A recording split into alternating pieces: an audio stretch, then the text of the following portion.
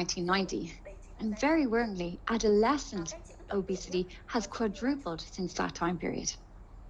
As you can see here on this map, rates of overweight and obesity are denoted by colour, ranging from light green right the way up to dark blue.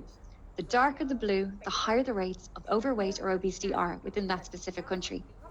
And you can take a look at your own country later at this map. It's an interactive map and it's found on the World Obesity Federation website. But here I've just marked out some countries and what the rates are today. As you can see, in many countries, rates of overweight and obesity exceed 60%, which is almost 2/3 of the population. So really, really affecting many countries. India is very interesting as well. Although it seems a little bit lower at 30%, this rate has increased hugely in the last number of years. When we look back at data, 10 years ago, rates were around 20%. So to have increased by 10% in such a small time period is hugely worrying. And also another interesting fact from India is that although BMIs tend to be quite low, waist circumferences tend to be quite high, which also carries a huge risk. So whether or not overweight or obesity affects you personally, it is definitely affecting the market that you're living in. So against the backdrop of these worryingly high trends of overweight and obesity, let's begin our discussions. I'd like to ask Professor Claude Marcus, what are the risks when it comes to being overweight and obese? Thank you. Thank you. It's very nice to be here to discuss these things with you. And overweight and obesity, it has severe consequences because it will, with a high risk, affect your future life in many aspects.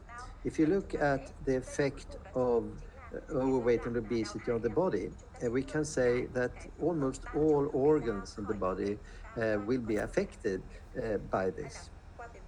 This is primarily due to that when you are overweight or becoming obese, you get a chronic inflammation in your body. And this chronic inflammation will in turn affect almost everything. So there are many risks associated. What most people know is that type 2 diabetes is coming for many people who are overweight and obese. But also many cancers are increasing, and the inflammation will also increase the risks for other diseases such as multiple sclerosis, joint problems, arthritis, asthma is increasing together with obesity and overweight, etc.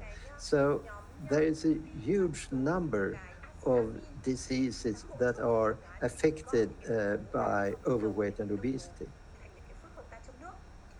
And as you know, we are a beauty company. Does overweight or obesity affect the skin in any way? Yes, as I said, almost all organs are affected, and also the skin. Because when you become overweight or obese, your hormone balance will be affected.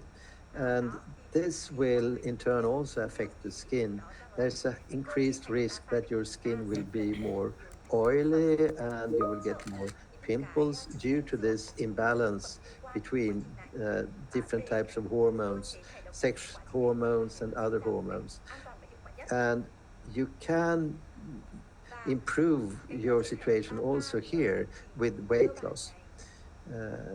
So it is the same thing that you can improve your skin health with physical activity, because that will also affect your hormonal balance in a positive way.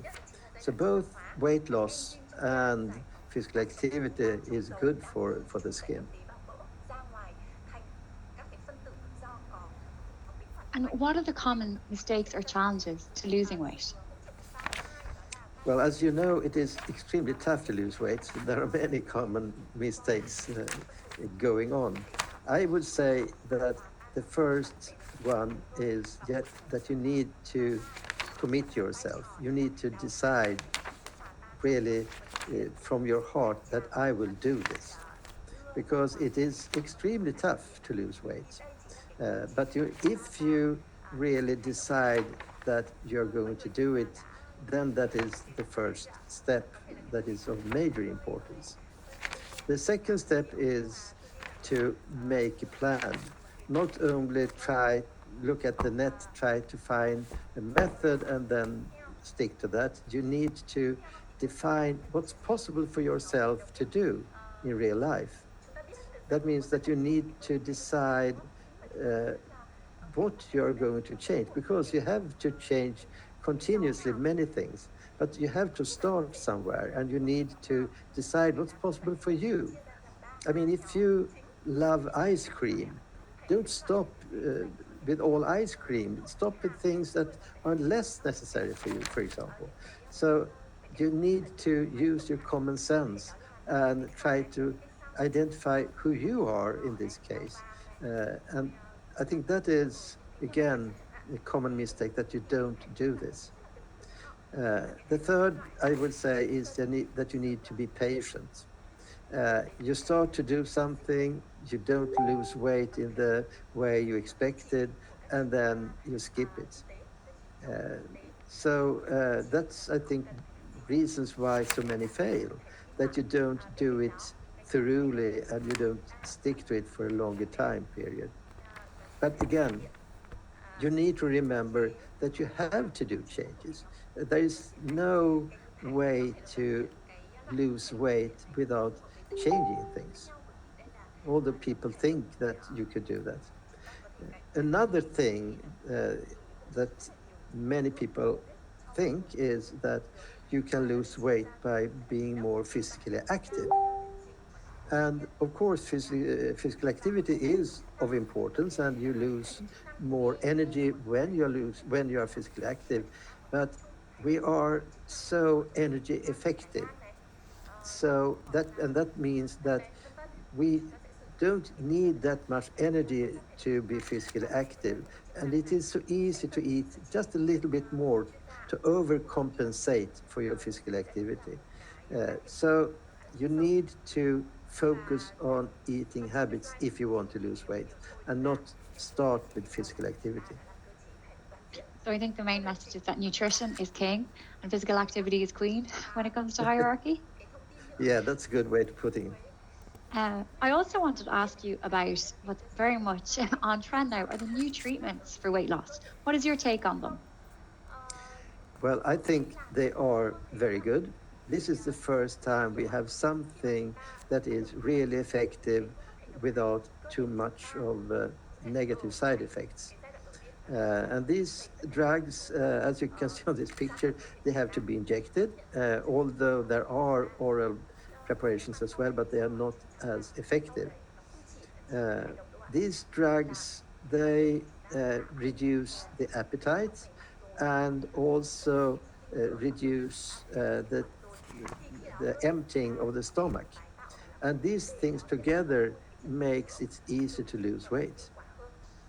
For many, this is a very good help. In adults, it has been shown that they who are using this drug, they are losing around 16 to 18% of their body weight in a year. And that is amazing. That means that for many people who consider weight surgery, this can replace it. But of course, this is a drug with some side effects, so it's not to be used if it's not really necessary.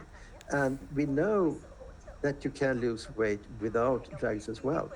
Uh, in one study where we participated, an international study, uh, the patients got either placebo, that means that they get a drug injected without any effect at all, and 50% of them had this active GLP-1 agonist. And the patient who lost most weight in this study worldwide, she was a girl who lost around 20% of her weight. And she did this on this placebo, this not effective drug.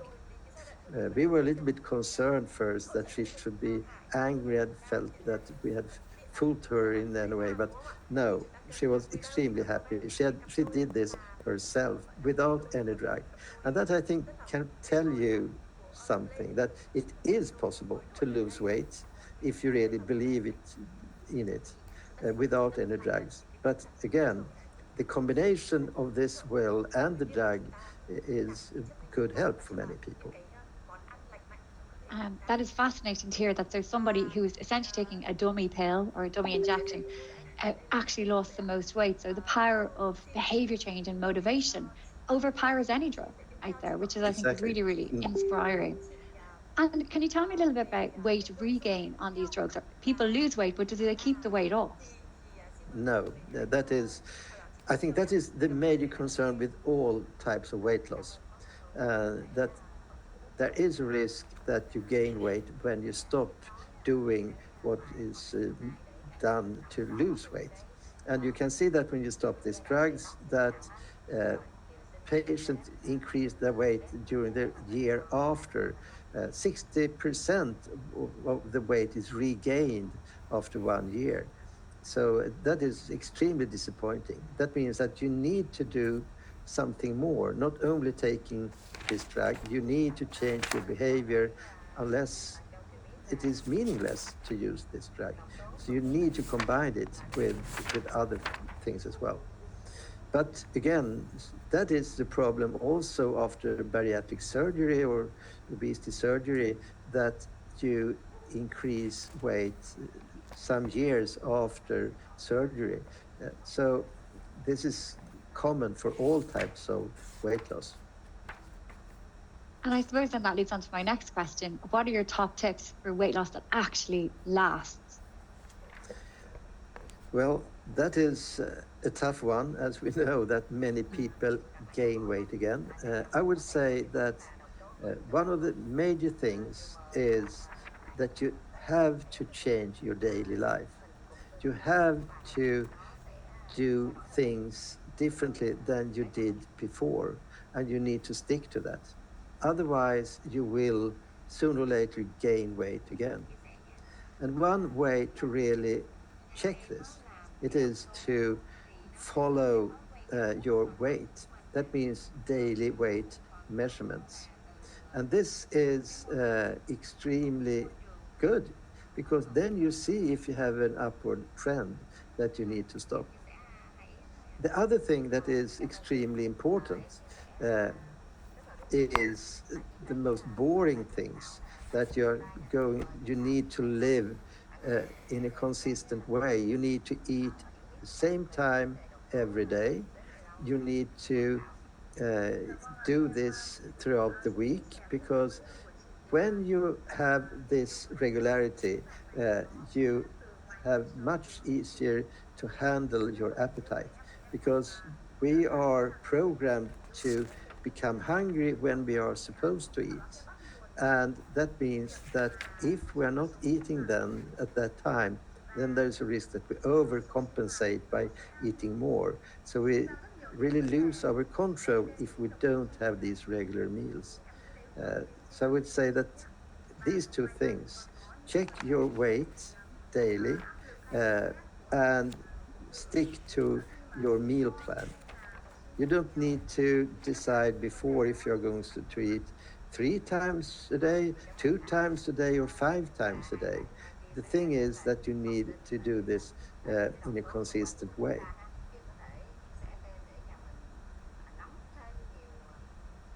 And when it comes to nutrition, have you any top tips of what you should be eating or not eating, for instance? Yeah, I think this picture tells you everything, doesn't it? You need to uh, eat more food that is not so energy dense. You need to eat things that is uh, healthy for you, and that means vegetables and fruits as a very important basic topic. Uh, Whole grain bread is also very good. It increases the fullness, and it's easier not to eat too much. Uh, Another very boring tip is to eat what you don't like so much. Because when you eat what you really like, then there is a tendency that you eat a little bit too much. So if you, during ordinary days, stick to things that is not extremely appetizing for you, then it's easier to keep your weight. And And even if then you're you, on, yeah, yeah. On this slide, you can see on the bottom something that also can help you. It is meal replacements. Because these meal replacements, then you know exactly that you don't overeat. You eat exactly the amount you're supposed to do, and there is no risk that you take more. It's easy to handle. You don't need to say, okay, I haven't time to make any meal now, so I take a snack on the go instead.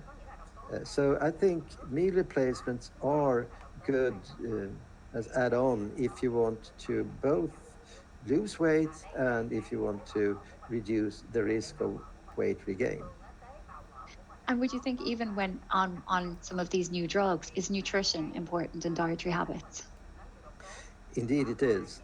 If you combine these drugs with good eating habits and with meal replacements, you really have a much better chance to get a really considerable weight loss. So there are some studies on that, if you combine these types of meal replacements with a low calorie intake, you can really get impressive weight loss results. Brilliant. And what about a holistic approach as well? Um, what are your thoughts when it comes to the other factors that can affect well-being? Yeah, I would say that all factors that uh, are affecting your well-being will also affect your risk of weight gain and your capacity to lose weight. There are direct effects of sleep on eating habits. If you have irregular sleep, you will be more hungry and you have a tendency to eat more sweets. So yes, it is important. Physical activity as well. Physical activity has small effect on weight loss, but still, when you are running, it's difficult to eat in the same time, and it's also good for because it will improve your mood and it will reduce the risk of depression, and we know that depression in itself increase the risk of overweight and obesity. So it has indeed very important effects. Very interesting. And so the next part of the presentation is really just looking at how Oriflame can support consumers on the transformative weight loss journey. And our wellbeing philosophy, our philosophy, is to help create healthy daily routines for people. And so we do this by bringing together healthy lifestyle advice, holistic product solutions, support, and education. And when it comes to holistic product solutions, we have our meal replacement. And this is a really convenient and effective weight loss tool. It's easy to use, convenient, and offers high quality nutrition. Depending on your weight goals, it replaces 1 to 2 of your 3 main meals per day. Professor Marks, you spoke a little bit about meal replacements previously. Can I ask you, how do they help people to lose weight?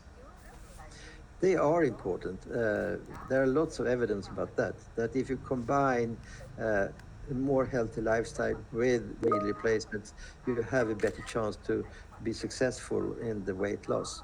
And it's quite natural that it is so because there is no risk of overeating. Otherwise, whenever you eat, there is a risk that you eat more than you are supposed to do.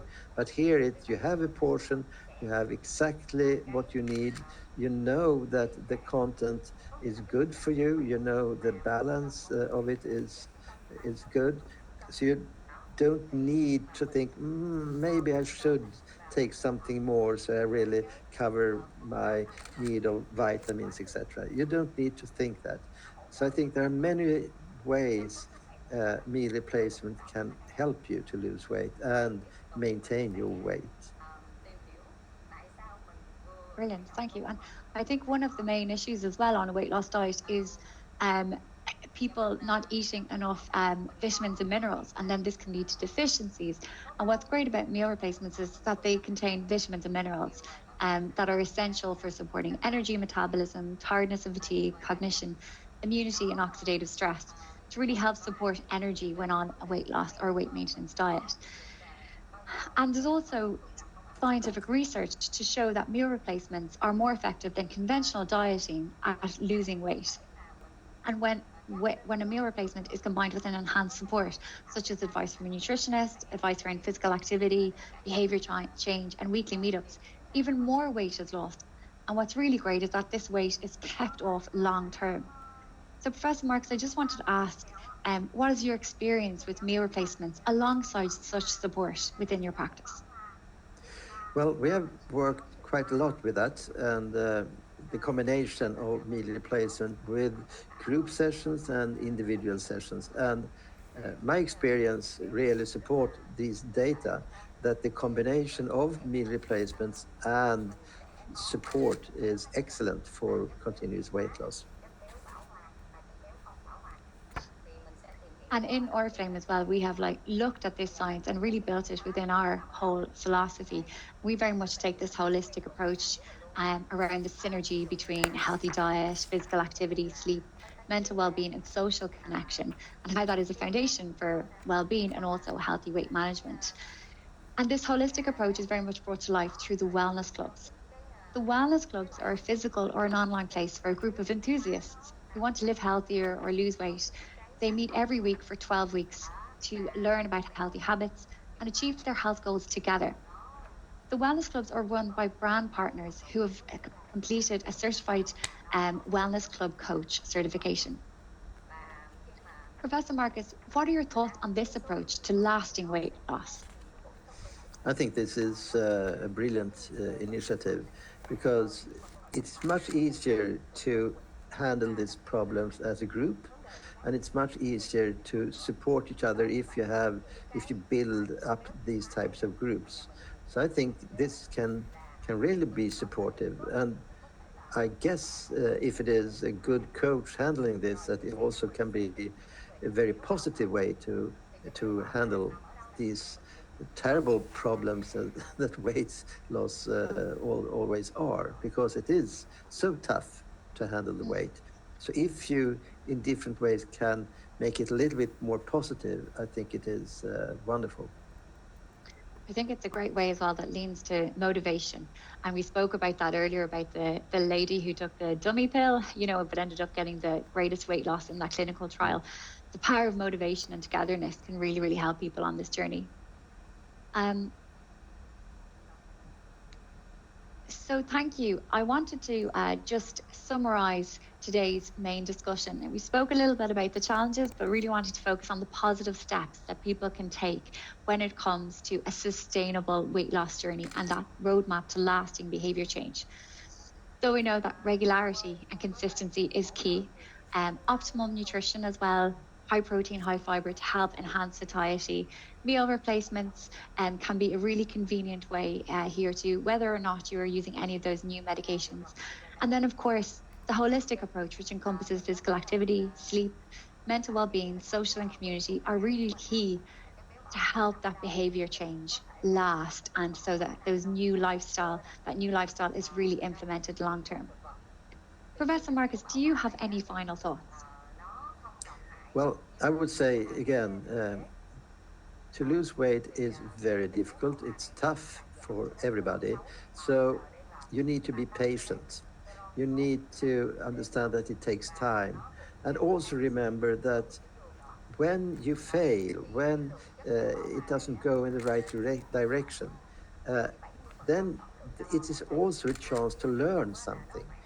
From that, you maybe the next time you're trying to do a weight loss program in one way or another, you have learned what didn't work for you. And that can be something that you can use. So be patient, work with the long term, and try again when you are motivated. Thank you so much, Professor Marcus, for sharing your time today and sharing that really, really valuable insight for us. I know I've definitely learned a lot and feel extremely motivated for everyone who's joined the call today. Thank you very much. Before anyone hangs up, I'd like to please ask you all to fill out a survey as well. We really value your feedback.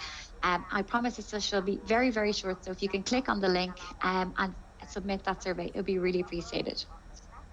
I'm also really excited to promote the next Oriflame Talks, which will be on in 2 weeks' time, April 3rd, same day, same time, so Wednesday, 3 o'clock Central European Time. And it will be hosted by Luis and Carolina, and they will be hosting the Oriflame Sharing App Masterclass. Thank you everyone for your time today, and thank you again to Professor Claude Marcus.